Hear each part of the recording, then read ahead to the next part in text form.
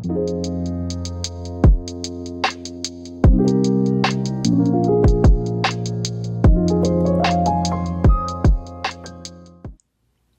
once in a while, a release comes along that sets some of your assumptions on its head. And this was the case when I listened to this record. This is the Acoustic Sounds Verve Jazz Series release of Billie Holiday's All or Nothing at All. Previously, I had the 2012 George Marino mastered 45.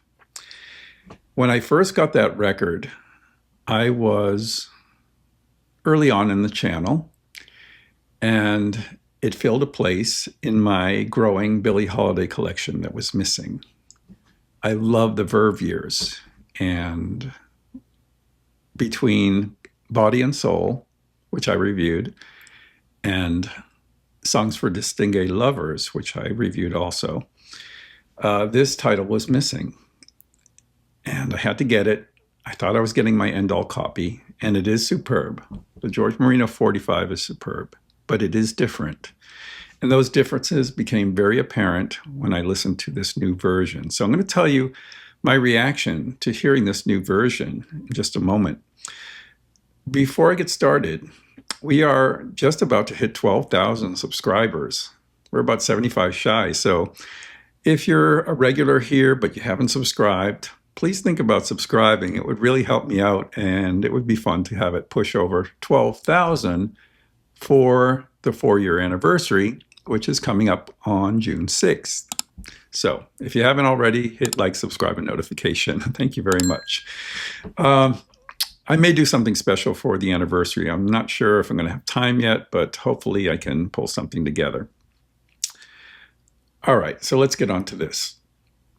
This album was recorded in 56 and 57 in mono, released in 1958. It features cream of the crop of jazz players of the time. Harry Edison on trumpet, Ben Webster on sax, Barney Kessel on guitar, Jimmy Rolls on piano, Joe Mondragon on bass, and Alvin Stoller on drums. On the 1957 date, Red Mitchell was on bass. So this was recorded in a couple of different sessions. Billie Holiday at this time had a long career. She was at the arc of her career here, and her voice is different than it was in the early years. I mean, she had been recording in the 78 era. I have some 78s in my collection from Billie Holiday. By this time, her voice had suffered a bit from the ravages of time, from personal difficulties. It had what some would consider a broken type of quality to it, but I consider that an asset. That's why I love the Verve years, is because her voice is used to her advantage. She knew how to use it and give these songs an extra sense of poignancy and depth.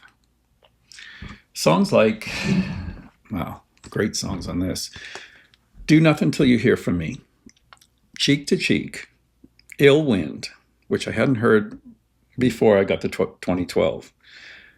Speak Low, I Wished on the Moon, which is fabulous, but Not For Me, All or Nothing at All, We'll Be Together Again, Sophisticated Lady, April in Paris, Say It Isn't So, and Love Is Here to Stay. I mean, it's just stellar lineup of songs, stellar lineup of musicians, excellent mono engineering, and Billie Holiday at an interpretive peak. I had to laugh to myself, not laugh, but was thinking when I was listening to All or Nothing at All. I had recently heard Diana Krall's version, and Diana Krall is a great singer and performer. Her records sound amazing, but she took a different twist on this. She turned it into a more lighthearted, kind of sexy affair. And Billie Holiday's is not like that at all. They're almost like two different songs. It's kind of funny when I compare them.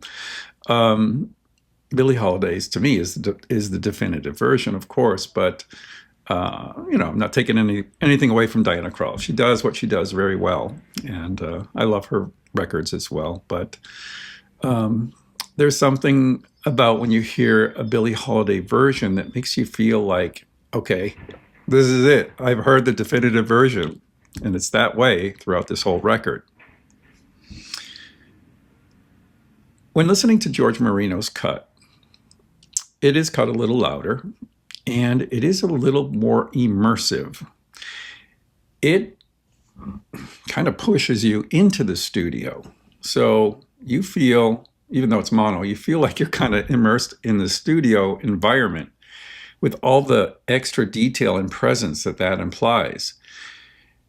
It is great, but it is a little much sometimes.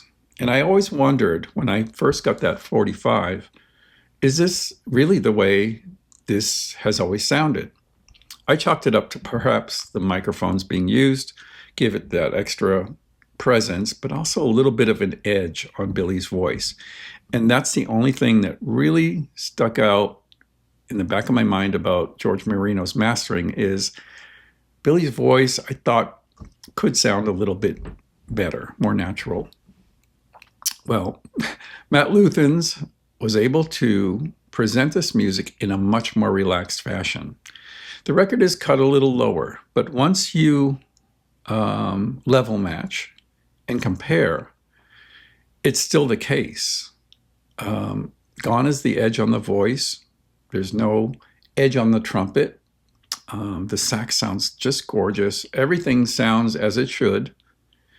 It really reminds me of a vintage pressing brought up to modern day standards. It has a natural feel to it that doesn't emphasize anything, but brings out everything. And the visceral reaction to it is where George Marino's cut kind of kept me back a little bit. This cut made me physically relax. And as a result, I just got so immersed into this music in a different way. I'm not talking about immersion in sound. I'm talking about immersion in the performance. And isn't that what we all want? We want to understand the performance and also relax into the performance. I felt like I was sitting in the jazz club, looking from maybe the first row or so, instead of being right in the studio and being kind of up front with it. And that's the difference I heard between these. The supposed advantages of 45 really aren't apparent here. Yeah, it has a big sound, it has a deep sound. It doesn't have any end-of-side problems, but neither does this. The end-of-side cuts here sound just as high fidelity as the rest of the record. So that advantage isn't really there either. I think that the Marino 45 is still going to appeal to a lot of people that like a big hi-fi sound. But for someone who wants a more natural feeling to the record, and to me, a more authentic type of sound, the 33 is superb. Really, if I do make the cut in my 45s, which I may do at some point because I'm running out of space, I'll be able to let go of this one, I think. I like the job that Matt Luthans did on this so much. And I think he is a great asset to the mastering lab, and I hope he has a permanent position there because based on this and other recent things that he's done, Chad Kassem's got a great mastering engineer under his roof. And I'm so excited to hear what else he does in this series. Those are my thoughts on this reissue of Billie Holiday's All or Nothing at All. There is a written review that will be coming out, or is out actually today, in the Audiophilia website. So please check that out as well. And until next time, I'm Scott for the Pressing Matters. Thank you so much for watching and have a great day.